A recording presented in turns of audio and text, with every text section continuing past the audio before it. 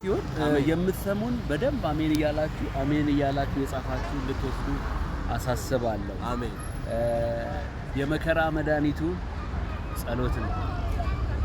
ምንኛው ውስጥ መከራ ካላችሁ በመከራ ውስጥ ካላችሁ በኢየሱስ ስም እጸልያለሁ ከመከራ ወጣችኋል። አሜን አሜን ስትሉ ሰርቷል። አሜን። ሁለተኛ የደስታ መድኃኒቱ ዝማሬ ነው። ዘምሩ።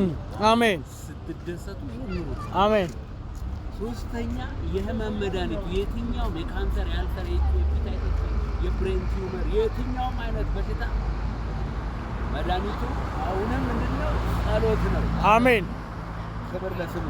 አሜን። የጸሎት መድኃኒቱ ደግሞ እምነት ነው። አሜን። እምነት ያለበት ጸሎት ይህንን ወር ሙሉ እየጸለይክ ከኛ ጋር እንድታሳልፍ ጥሪ ያደርግልሃል። አሜን። በላይቭ መተህ ማታ 3 ሰዓት ላይ አዳም 10 ቀን ተቃውሞ ጸሎት እንጸልያለን። አሜን። ዘንዶ ይመታል። አሜን። እግር ያለው እንዳትቀር። አሜን።